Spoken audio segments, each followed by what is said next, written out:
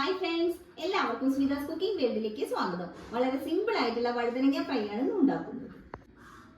വഴുതനങ്ങ ഫ്രൈ ഉണ്ടാക്കുന്നതിന് വേണ്ടിയിട്ട് ഞാൻ ഈ 2 വഴുതനങ്ങയാണ് എടുത്തിട്ടുള്ളത് കേട്ടോ. ഇനി ഇത് വട്ടത്തിലാണ് അരിഞ്ഞെടുക്കേണ്ടത്. അരിഞ്ഞിട്ട് ഞാൻ കാണിച്ചു തരാം. അല്ലാതെ കനം കുറച്ച് അരിയരുത്, കുറച്ച് കനത്തോടു കൂടി തന്നെ അരിഞ്ഞിട്ടെടുക്കാം. ഇതാ വഴുതനങ്ങ ഞാൻ അരിഞ്ഞെടുത്തിട്ടുണ്ട്. കണ്ടില്ലേ, ഇതുപോലെ വേണം കേട്ടോ. ഈ ഒരു കനത്തിൽ വേണം അരിഞ്ഞെടുക്കുക. എന്ന് വെച്ചാൽ വഴുതനങ്ങയ്ക്കൊന്നും തീരെ വേവില്ലാത്തല്ലേ, തീരെ കനം കുറച്ചൊക്കെ അരിഞ്ഞിട്ടുണ്ടെങ്കിൽ അത് വല്ലാതെ കുഴഞ്ഞു പോകും. അപ്പം ഇതുപോലെ വേണം അരിഞ്ഞെടുക്കുക. ഇനി ഇതിലേക്ക് ഒരു മസാല ഉണ്ടാക്കാം. അതിന് വേണ്ടിയിട്ട് ഞാൻ 2.5 ടേബിൾ സ്പൂൺ കടലമാവാണ് എടുത്തിട്ടുള്ളത്. 1/2 table spoon Kashmiri chilli powder, 3/4 table spoon മല്ലിപ്പൊടി, 1/4 ടീസ്പൂൺ പെരിഞ്ജീരകം പൊടിച്ചത്, 1/4 ടീസ്പൂൺ പെരിഞ്ജീരകം ഗരം മസാലയാണ് കേട്ടോ ഇട്ടത്. ആവശ്യത്തിനുള്ള ഉപ്പ് കൂടി ചേർക്കാം. നന്നായിട്ടൊന്ന് യോജിപ്പിച്ചു കൊടുക്കും.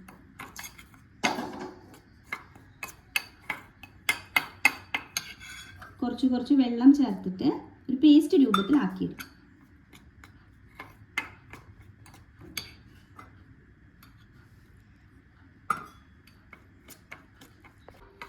അത് മാവ് നല്ല പാകത്തിനായി കിട്ടിയിട്ടുണ്ട്. വല്ലാതെ ലൂസ് ആവാനും പാടില്ല, എന്നാൽ വല്ലാതെ തിക്കാവാനും പാടില്ല കേട്ടോ. ഇതാണ് ഇതിൻ്റെ പാകം. കട്ടയൊന്നും ഇല്ലാതെ യോജിപ്പിച്ചെടുക്കും. അരിഞ്ഞു വെച്ചിരിക്കുന്ന വഴുതനങ്ങ ഓരോന്നായിട്ട് എടുത്തിട്ട് ഇതിൻ്റെ മുകളിൽ ഇങ്ങനെ തേച്ച് പിടിപ്പിക്കാം. 2 സൈഡിലും നന്നായിട്ട് തേച്ച് പിടിപ്പിക്കുക. ചാനൽ ആദ്യമായിട്ടാണ് കാണണമെങ്കിൽ സബ്സ്ക്രൈബ് ചെയ്യാൻ മറക്കരുത്. തൊട്ടടുത്ത് കാണുന്ന ബെല്ലൈക്കൺ കൂടി ഒന്ന് ക്ലിക്ക് ചെയ്യൂ. 3 ഓപ്ഷൻ കാണാം. അതിലോൾ വേണം സെലക്ട് ചെയ്യാൻ. എങ്കിൽ മാത്രമേ ഞാൻ പുതിയ വീഡിയോ അപ്ലോഡ് ചെയ്യുമ്പോൾ നോട്ടിഫിക്കേഷൻ ലഭിക്കുകയുള്ളൂ. ഇതുപോലെ എല്ലാം ചെയ്തെടുക്കാം. ഒരു പാനിലേക്ക് വറുത്തെടുക്കാൻ ആവശ്യമായിട്ടുള്ള വെളിച്ചെണ്ണ ഒഴിച്ചു കൊടുക്കാം. കുറേയൊന്നും വേണ്ട കേട്ടോ, കുറച്ച് ഒഴിച്ചാൽ മതി. ചൂടായ വെളിച്ചെണ്ണയിലേക്ക് നമ്മൾ റെഡിയാക്കി വെച്ചിരിക്കുന്ന വഴുതനങ്ങ ഓരോന്നായിട്ട് വെച്ച് കൊടുക്കാം.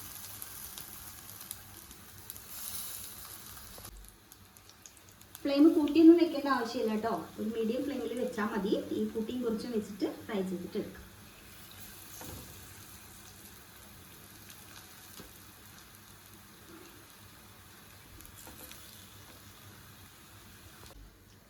ഒരു സൈഡ് ആകുമ്പോഴും മറിച്ചിട്ട് കൊടുക്കാം.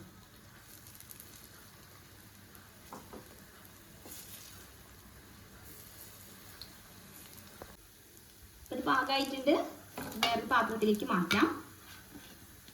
4 മണിക്ക് ഈവനിങ് സ്നാക്കായിട്ടോ ചോറിൻ്റെ കൂടെ സൈഡ് ഡിഷായിട്ടൊക്കെ നല്ല കോമ്പിനേഷനാണ് കേട്ടോ.